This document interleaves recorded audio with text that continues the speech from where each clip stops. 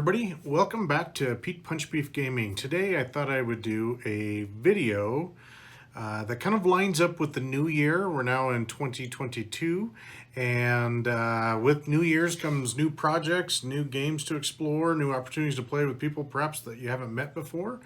And today my opportunity that I've got is a new Warhammer Fantasy Age of Sigmar Path to Glory League that we're going to be starting at one of my local game stores. You might be wondering, all right, what's Path to Glory, or maybe even Age of Sigmar? So let me just do a quick tutorial on that. The Age of Sigmar is Games Workshop's fantasy line of miniatures. It's a D6 based system, generally army scale as you play, meaning probably in the neighborhood of, depending on the army, 30 to 70 models. Of course, there's armies that are outside of that range as well, but it's an army scale miniatures game. They produce brilliant plastic models. They've been doing it a long time. Age of Sigmar is a ton of fun, very approachable when you get right down to it. And we're going to be starting a league that's called Path to Glory. Now, what is Path to Glory exactly? Path to Glory is a slow grow league in which you start off with a smaller model count. We're going to be starting with armies that are about 750 points out of a roster of about 1,000. Typically, that means you're going to have somewhere in the ballpark of probably 10 to 20 models, something along those lines. And as you play games, you gain experience, you level up your heroes, units get more experience, they also level up. You can have units take casualties, your heroes can take casualties, and it's really a chance to kind of do an introduction and get to know a new army and some new players and break your way into the hobby, which is great. I haven't played with the folks at my local shop a whole lot, so I'm really looking forward to starting this off because I'll get to meet some new people and start a new hobby project. So with that, let's talk a little bit about the goals of this video. What I'd like to do is really catalog my experience as an everyman gamer as I go through this. Meaning, not only do I want to talk about the games that I play each week, but I also want to talk about where I'm at with the army in terms of putting it together, painting it, and sizing it up all the way to 2,000 points. And that's what I want to catalog. I expect the league will run somewhere between 8 and 12 weeks, so really kind of the first quarter of 2022 here. And I'd like to do a bit of a recap every week on what I've gotten done in those areas and just kind of talk about it. Good, bad, whatever the case may be. I am not, generally speaking, a hyper-competitive miniatures gamer, although I've been playing a long time. I've played a number of games, whether it's War Machine and Hordes, Infinity, Batman miniatures game, Warhammer 40K, Warhammer Fantasy, just to name a few. Some of you can probably see some of the figures I've got behind me. I've got Marvel Crisis Protocol back there. Malifaux. I play a bunch of different things, and so I like to dabble in all sorts of games. So really, this is my chance to expose the gaming community to not only Warhammer Age of Sigmar and the fun there is in building the models, but also playing the game and walk through what I'm doing here. So that's really the goal. Just kind of catalog this and share my journey of Path to Glory. The Path to Glory campaign, we're going to end with armies around 2,000 points, maybe 2,500 points. And I'll talk about how the units perform. If you've got suggestions about how it goes, please put your comments below. I'd love to know what units I should be looking at. Again, I'm probably not going to build an optimized list. Number one, I know I could probably net list something, but I'm just going to go for what I think looks cool. And so that's overall my goal. So you might be wondering, all right, first thing, when does the league start? The league starts in about a week. So I've got a week to at least put together models. Now, there's no requirement to have them painted right out of the gate, but I'm going to work hard to try and get some of these painted up. I'm looking for at least tabletop quality or better, although I'll probably never win any major painting awards. I would like something I'm proud of to put on the table without breaking the bank in terms of time commitment to it. 2, what army am I going to play? Well, there's a multitude of choices for those that are familiar with Age of Sigmar. And really, I started looking at a couple different armies, but I settled on the Stormcast Eternals. Why Stormcast Eternals, you might ask? Well, I went with them because I bought the Age of Sigmar Dominion box whatever it was, 6 months ago, 8 months ago when it was released. And they had some beautiful models in there. They had a starter army of the Stormcast Eternals, and then they had the starter army of the Cruel Boys, which is a faction of the Orcs. And I think at the end of the day, I really kind of liked what the Stormcast Eternals look like. They have a brand new army book, and I thought, well, let's give them a go. Let's see how it works out.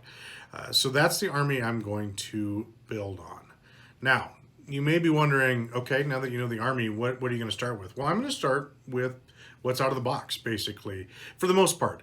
In our campaign, our Path to Glory campaign, we're not using named characters, at least until later. So I won't have any named characters, but I will have characters in my army. And that will start with, and just so you guys can see where I'm at, I've got my Lord Imperiant. You probably very difficult to tell exactly that it's a Lord Imperiant until I hold it up, but that's the sprue there. He is the general that it comes with. Next, I'm going to go with a Knight Arcanum.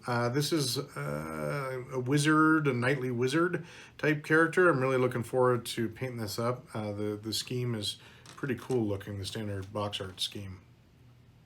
Followed by, I'm going to have 2 units of Vindicators, which you can see here is Sprue 1 and Sprue 2. So that'll be about 10 Vindicators altogether. And then from there, I'm going to get some Praetors on the board. This is a single unit of 3 Praetors. They're guards, essentially, bodyguards. You know, think of the Royal Guards for the Emperor in Star Wars. That's kind of their gig in this whole deal. And then finally, I'm going to show you the sprue, but bear in mind it's not going to be the top half. I'm going to have, in this case, the Annihilators, which you can see right there. And it looks like this group of Annihilators comes only with the shield and hammers option versus the great hammers. So I guess I'll go with the shield and hammers to start off the session there. Again, I want to reiterate that all of this comes in the Dominion box set. Dominion box set is the how you get started in Warhammer Age of Sigmar. It is a smoking good deal, even at full retail, but I will tell everybody, as of the time of doing this video, you'll find a lot of places that will have a discount on it because GW produced more than I think they anticipated they would need. And so there's quite a bit of stock out there. You can even look at places like eBay or Facebook groups to find just one half of the box set or the other. So there's a lot of cool options out there. So my goal for this week is to get all of these guys put together and primed and maybe even start to put a little paint on some of the models. Now, let's talk a little bit about the army choices. And you can see I've got the brand new army book here, Stormcast Age of Eternals. And for those that haven't flipped through this before, these books are super nice. High color, detailed painting, tutorials, things of that nature. I can't recommend it enough. But I thought I would go through and just talk about my initial choices. Now, bear in mind that there isn't always, or this won't cover everything, I guess is what I'm trying to say. The Path to Glory campaign has several choices that you need to pick out and choose as you get ready for it. And in my next video, I'll talk about exactly what I chose in terms of starting territory and, you know, building out my skills and all that jazz. We'll get into that as I build that out.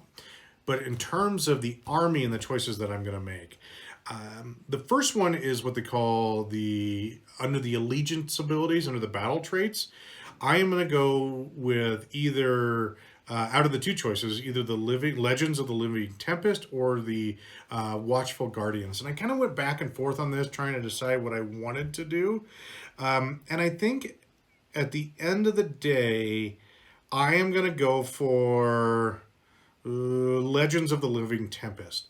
Now, what does that do, you might ask? Well, that allows me to set, when I'm setting up my army, I can set units up off the board and bring them in, like teleport them in. Part of the theme of this army is these are kind of holy warriors that come down with lightning and do a lot of lightning manipulation, so they can show up in the board outside a normal deployment zone, which seems kind of cool. I can leverage little speed and mobility. The other half of it, the Watchful Guardians, which I'm not taking, allows me to take units out of other order armies, as well as they count as additional models for holding objectives. A very defensive play, which generally I think I tend to favor towards more aggressive, sometimes to my own difficult position, but nonetheless, I'm going to go with Legends of the Living Tempest. Now, in terms of what am I going to take for artifacts and spell lore, I'm going to decide that as we get a little bit closer. That'll be a conversation for the next video, I think, that we have. But I will talk a little bit about the unique enhancements. Now, each Stormcast army, when you build it, you can pick one command ability that you have for the battle. And I think the one I'm going to pick up is called Call for Aid. So the flavor text of this is, the holy power of Azir heeds the call of Sigmar's warriors and bolsters their strength. And essentially what this allows me to do is that a friendly Redeemer model, which is a keyword, all these units have keywords that kind of talk about the abilities they have, that are 5 or few models. If it's destroyed, a Stormcast hero in the army that's still on the battlefield can call forth an identical replacement to put them on the battlefield. So basically, if I lose a unit, I can bring one back on. And in these smaller battles, I think that could be a super valuable thing to have. So I'm excited about it. One thing to know about these Stormcasts is they're a little bit of an elite army, meaning not hordes of troops, really small units that have good armor and they hit super hard. So it's really important, or I think I can get a lot of mileage out of bringing units back. And then finally, I get to pick, if I want, and I do, a storm host. And what is a storm host, you might ask? It's like a faction of the army. And it gives them all a little bit of a special ability. And I think what I'm going to end up taking, ultimately, is 1 or 2. And the first one is either the Hammers of Sigmar, which gives any of my units that were wholly within 12 inches of an objective marker on the table. It gives them a 6+ ward save, meaning if I roll a 6, no matter what the rend is, they save. They stave off that wound, which is good for another small army again. Or I was thinking about the Knight's Excelsior, and that one is once per turn at the start of combat phase, you can pick one friendly Knight's Excelsior Paladin unit in the battlefield. Till the end of that phase, when I pick that unit to fight, pick one enemy unit within 1 inch of my unit. If the number of models in that enemy unit is greater than the number of models in the Paladin unit, I can add 1 to my hit rolls, or my wound rolls, for attacks made by the Paladin unit until the next phase. So they're a little bit more accurate, or not, a little bit more effective when it comes to wounding. I think I'm going to stick with the Hammers of Sigmar because that save impacts everybody. And since I don't have a dedicated Paladin army, I'm using what's out of the Dominion box set. I think it makes more sense to go with something a little bit more generic. So I'll go with the Hammers of Sigmar and that great 6+ ward save. So there you have it. I think probably the only other thing to talk about is how I'm going to paint them. And I think I'm going to go with the standard codex, which I will put a picture up so that you can see, but it's this really nice kind of tarnished, bright brass, tarnished gold look with these blue cloaks and some silver to highlight it along with some red touches. Again, like I said, I'll put some pictures in there so you all can see what I'm talking about, but I think that's the way I'm going to go with it. So a very metallic, heavy looking army. So I'm excited to see what I can do in that area. I'm not used to painting that style. Again, I'm going to go for a tabletop standard, maybe tabletop plus, something along those lines. I'm sure some of you who are watching this video will give me some good tips about how I can improve my painting skills. And I'm sure some of you who are excellent generals out there will give me some tips on some synergies I could be looking for, or units I should be adding as the point increases for these armies. But I wanted to give you a preview of what it is that I'm planning to bring to the table. So I expect the next video to be out by mid to late next week, and we'll see how far I get on all of this. So thanks again, everybody, for joining me for a little bit of a hobby challenge discussion. I can't wait to show you what I've done and how the army performs. And if you like what I'm doing, please hit like, subscribe, follow below. I do content not only in terms of miniatures, but board games and role-playing games. And I would love to have you hang out and talk with me. All right, thanks so much, and happy gaming. Take care.